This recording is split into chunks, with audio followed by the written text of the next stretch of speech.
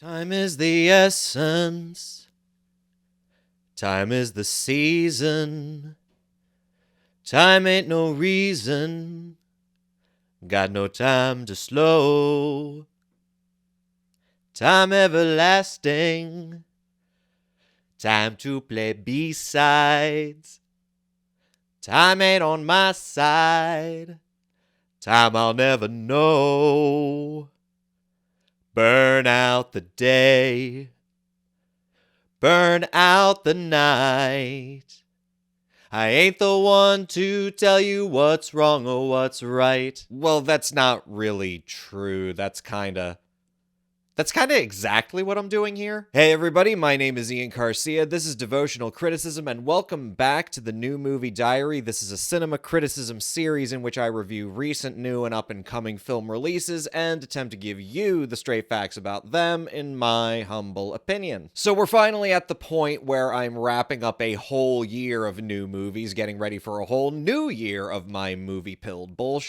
I'm not going to make any promises of having a top films video by the beginning of next year because I'm going to be honest, after making a lot of empty promises on this channel, I'm over teasing things that sound like the sorts of things I should be doing because I'm a film critic or whatever. Like, I don't really give a crap about doing that stuff. But hey, let's stick to the positives and affirmatives and talk about this week's subject, which is going to be a change of pace because the new movie I wanted to talk about this week is one that actually already came out stateside at the end of June of this past year and has already been long available on video on demand.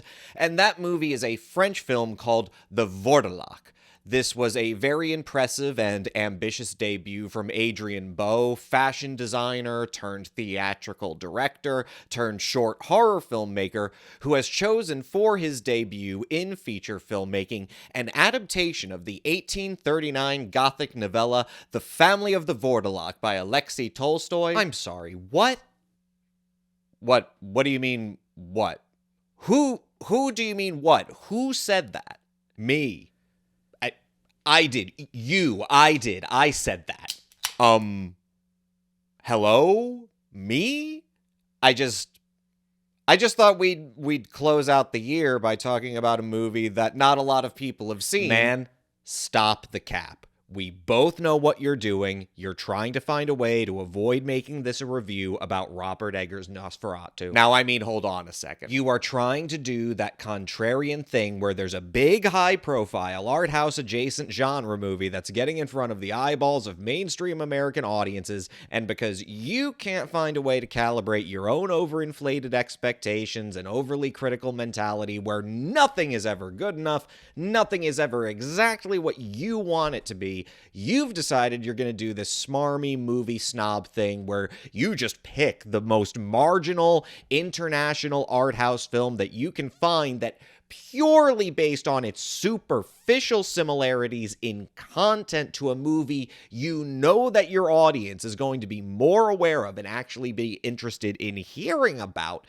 You're going to do that thing where you stand on your soapbox and talk it up way beyond what it actually has to offer them, your audience, just so you can project this image of this great cultured film lover. Okay, hold on a minute. Look, at least I'm standing, okay? I'm not just sitting at a desk like I can't be roused for a solid debate. Dog, I'm chilling over here. I'm chilling being an actually good film critic, not making this all about myself, and being ready to tell my audience, hey, I had a really good time seeing NOSFERATU, and I think a lot of them would too. It's a well-written, star-studded, beautifully rendered movie of a type that we just don't get enough of anymore, which is the atmosphere-driven, prestige horror movie harkening back not only to the film that it is a direct remake of, but to the very origins of a genre that we all know and love, but which was not born out of chintzy,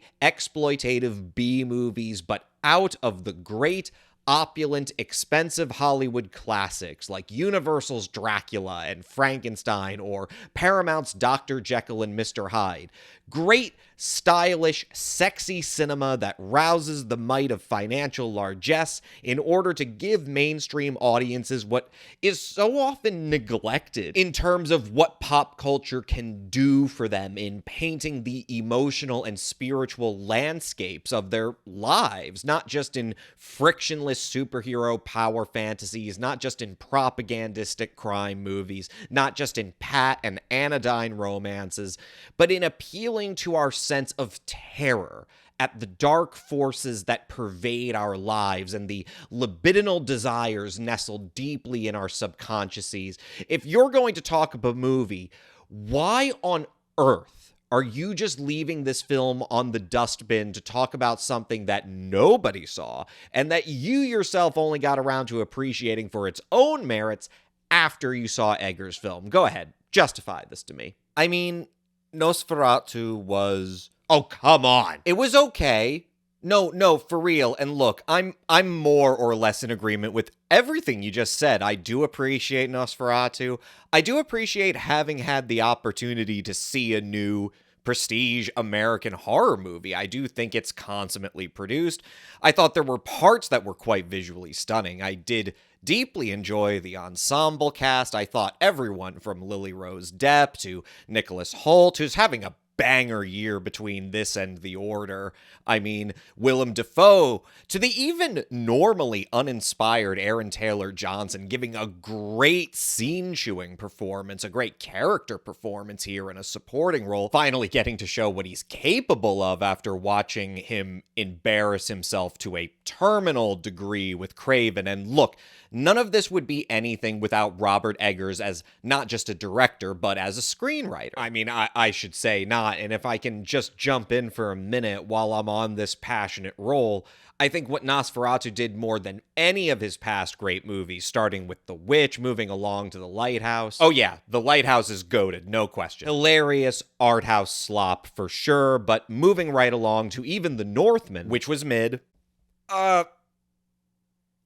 Bro, now it's time for you to come on. The Northman was mid as incredible disappointment where Eggers clearly wasn't really challenging himself at all to use his best talents to bring us something other than a boilerplate revenge film. That didn't even do that good a job of situating us in this great historical setting. Look, what I'm trying to get to, and what I think we're getting out of NOSFERATU in the deep irony of a filmmaker like Eggers tackling this major studio remake of a silent movie that is over 100 years old at this point, as this century-spanning remake of, and quite frankly, a very clear homage to the original German classic by F.W. Murnau and Henrik Galeen, the screenwriter. I think what NOSFERATU does is really show Eggers getting to flex his prose muscles, to show what a great command he has of not merely being what is the most often acknowledged about him with his oeuvre, which is as this director with a deep fascination with period settings, but with an uncommon degree of fastidious attention to historical detail that really brings the atmosphere and the setting of his films to life. What he's able to do beyond merely the authentic look of his films is to also put that authentic feel to something that I think is far more accessible and refreshing than a lot of critics give him credit for, which is his talent with sweeping, dramatic prose dialogue, and a dialogue where he clearly lavishes in and enjoys the oratory of a period film, of this flowery Hollywood way of speaking. While from a certain perspective, some might see it as trite or overly showy, I think personally, especially because he does continue to focus on genre cinema, whether we're talking about his tendency towards classic gothic horror, as in The Witch and The Lighthouse, and now NOSFERATU, or in the case of your maligning The Northman with action fantasy films, it shows that he's a filmmaker who appreciates the power not just of beautiful imagery, but of the spoken word, of the importance of what you give to actors in terms of their ability to really not so much disappear into a role, but to give them extravagant opportunities to be more theatrical, to play for the rafters, to let the oratory of screenwriting become a part of the extravagant spectacle of a fantasy film. Yeah, I would agree, except that the performances in NOSFERATU are also mid as bruh.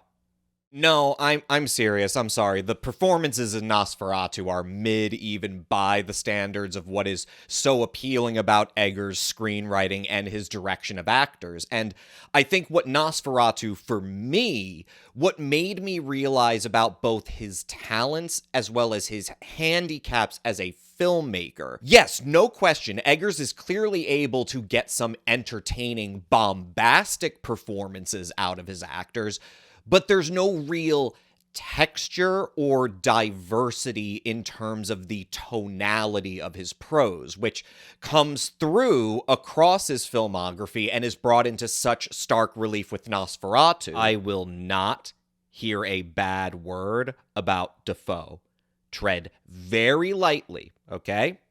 Whatever you say next, you leave our king out of My man, even with Dafoe, we talked about how well Aaron Taylor Johnson came across here just because of what excellent scene chewing he did. But the thing about Eggers' prose and direction of actors is that it's all scene chewing. It's all shooting for the rafters. It's all this cartoon of high theater period oratory. There's no real diversity in expression or tone to what his actors are able to do. And I'm sorry, after a certain amount of time and after a certain number of movies of a filmmaker whose main talent does appear to be historical details in production design, the thing that is, if we're talking about period pieces, the least legible to the average person at a dramatic or even an aesthetic level, all you really see is a promising designer of films doing the same things over and over and over again, and even over the course of just this new movie itself, never really feeling a dramatic ebb and flow to the story, never really feeling that it's anything other than just the same note being hit over and over again. You talk about those classic prestige horror movies, but I'm sorry, there's an emotional texture to Dr. Jekyll and Mr. Hyde. Even for a film as currently underrated as the original Dracula, there is a surprising degree of diversity to even its own staginess. There isn't a single dramatic moment in NOSFERATU that is as surprising or shocking as that scene in the original Dracula where Von Helsing first shows Dracula that he doesn't reflect in the mirror of the cigar case, and you see Lugosi slap the box out of his hand and glare at him with such offended intensity, and Browning and Carl Frun's camera pushes in so that you can punctuate this sudden change in the overall oratorical tone of the film to be something so much more than what you have been led to expect from everything before it. Eggers may be very good at wowing and bowling over his audience, at least for a while, but there are no real surprises to his filmmaking, no moments where our expectations are coached and broken in a dramatically satisfying way, especially for a horror fantasy where you so desperately want that out of a movie, to be teased and prodded elegantly and feeling like you are on the edge and not prepared for what you're about to see. NOSFERATU just doesn't have that, because all it has is scene-chewing high notes and a spectacular visual language that, I'm sorry, even in and of itself, is just not nearly that exceptional, even in just this year of great visually stunning horror and fantasy films, from Out of Darkness to The Substance to In a Violent Nature. I'm sorry, I just don't see it. Man, here's the thing you don't get, and here's the thing that nobody seems to get about why and what makes Eggers good. He came out of the trend of artsier, middle-brow, so-called elevated horror films that towed the line between boutique theaters and the general public, sure. But you're comparing this lavish remake of what, for all its artistic qualities, were was fundamentally a commercial film classic, a film that even by its own director, F.W. Murnau's own situation within the trend of German Expressionism, it was considerably less stylized, considerably more naturalistic in its direction, and it's being geared to a more general audience in terms of just telling an atmospheric and edgy fantasy story. You're comparing a remake of that film to artsier horror and fantasy films. But Eggers, except for maybe The Lighthouse, and even there, doesn't and has not mostly made art fantasy movies.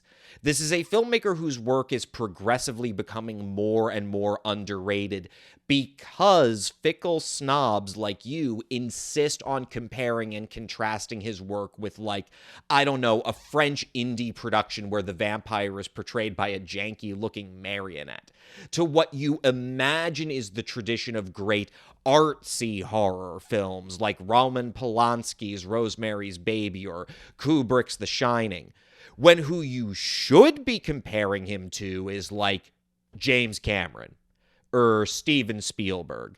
Eggers is making NOSFERATU, and I think it can be argued, has made a lot of his previous films within a far more accessible tradition of commercial cinema that aims specifically for that sense of hyper-reality, of high romantic emotions, of explosive performances in which the actors model themselves as the lovers of the camera and the audience, not as subtle artistes just trying to impress them with pretenses of subtlety or metaphor. This is not some pretentious attempt to present an elevated variation on a malign genre. This is like Titanic, but with a vampire. And you know what? I think that rules, and I think that maximalist tone, that sense of sustained action to the performances, I think that was exactly the right direction to go with this. I mean, that's fine, I guess, for what it is. All right, smart guy. So what's the for what it is for the VOURDALAK?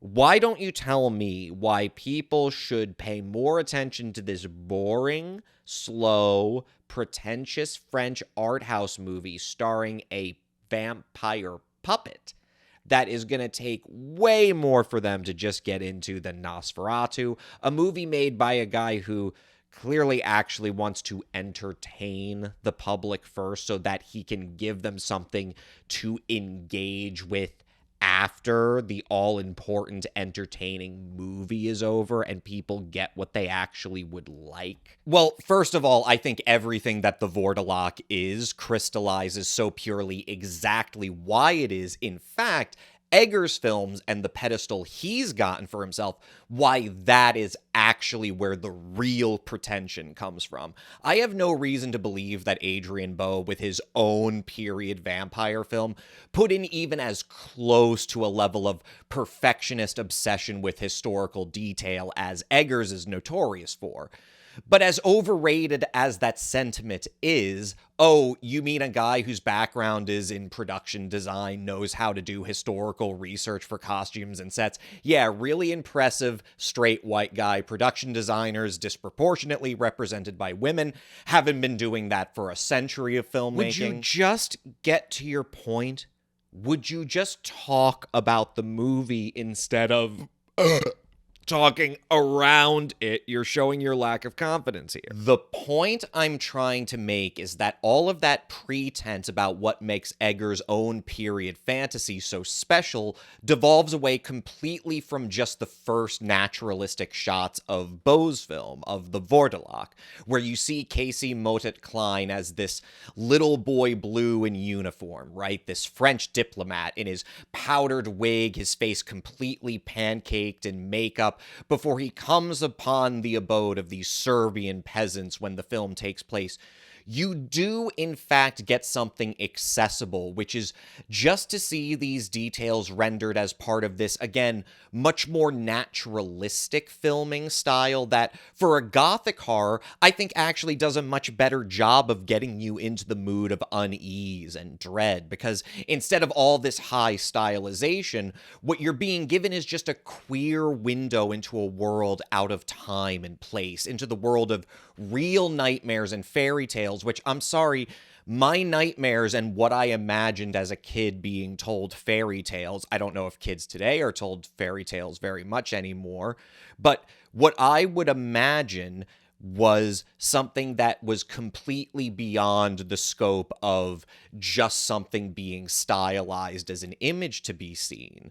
I think that's what I like so much about movies like The VOURDALAK in their own stylistic tradition, which is more naturalistic, because it looks more like what my dreams are like, which is really just more impressions of reality in an unreal and sometimes nightmarish sort of toyed with way than anything that I can think of coming from how movies typically represent the occult or the supernatural or the unseen or the horrifying. My dreams don't look like a highly stylized Hollywood production, but just like the world we know so plainly well, but in a way that puts us into exactly the right frame of mind so that once we get to that janky puppet that you so maligned, you really are being far more accessibly emotionally toyed with and unnerved and uprooted from your sense of safe expectations.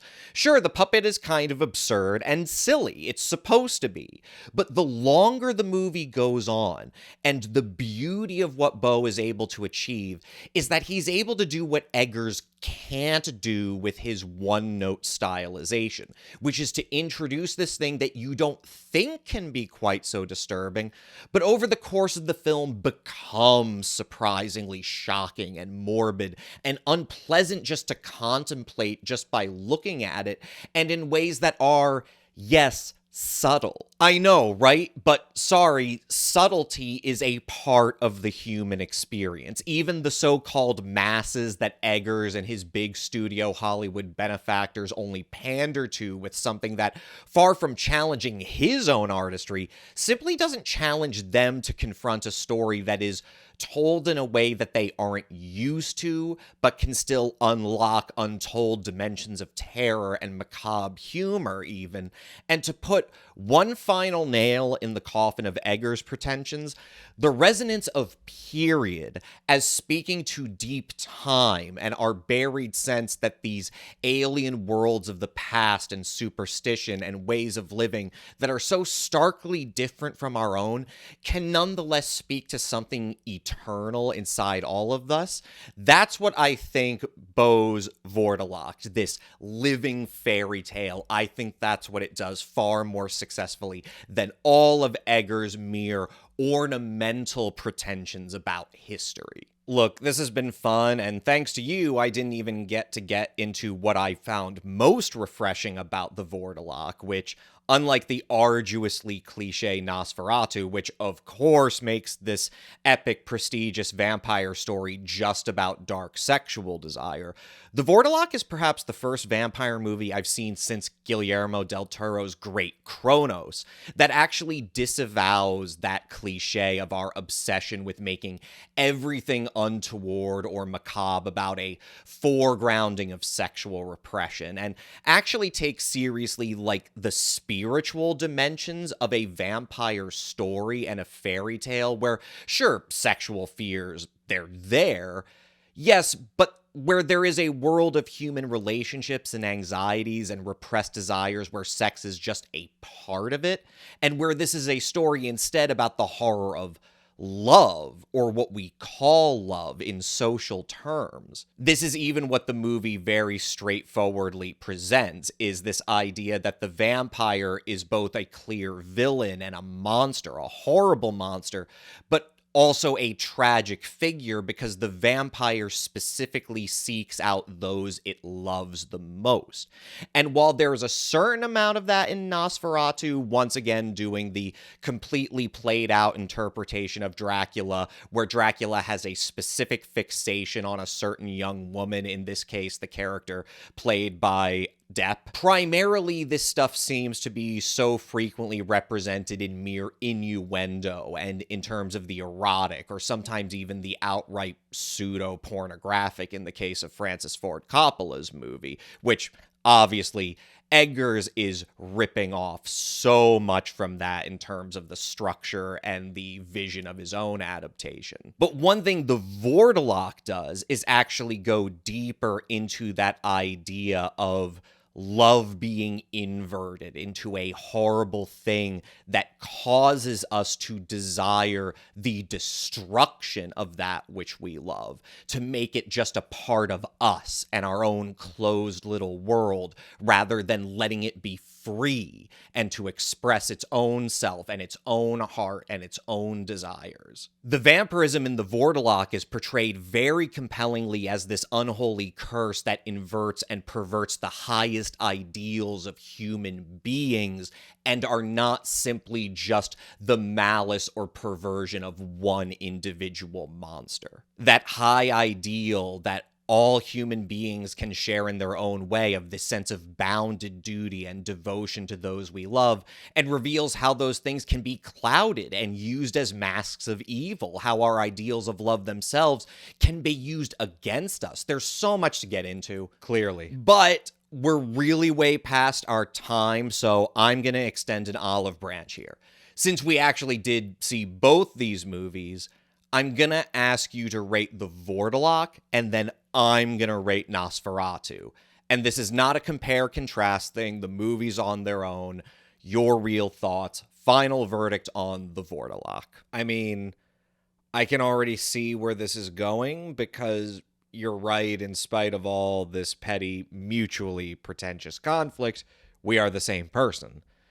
For all my reservations, I'm going to give the VOURDALAK a 3.5 out of 5. Really glad I bit the bullet and saw it. Quickly made itself one of my favorite movies of the year. Yeah, that seems about right. And I was originally going to give Nosferatu a solid 3 out of 5. But in fairness, since I was only emboldened to see the VOURDALAK after Nosferatu, since I guess you can say, for whatever its own flaws, Eggers' film did inspire me to seek out something else that I wouldn't have otherwise, to do what I love to do and use similar films to explore the extreme divergence in what can make any one film, even very similar ones, at least in terms of content, the extreme divergence that can make both good and flawed in separate ways.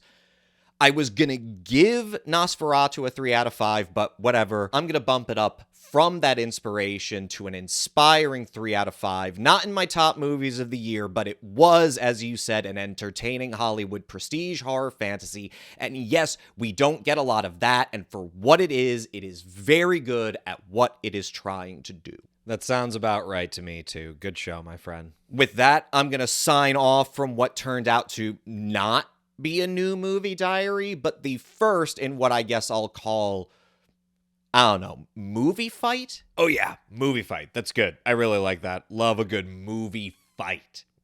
So yeah, to our patient audience, thank you for enduring this private insanity, but if you enjoyed yourself, please don't hesitate to show your appreciation. Show up in the comments. What did I get right? What did I get wrong? Share, like, subscribe, bell, yada yada. My name is Ian Garcia. This is Devotional Criticism, and this was the new movie fight? Anyway, I'm going to catch you guys next time.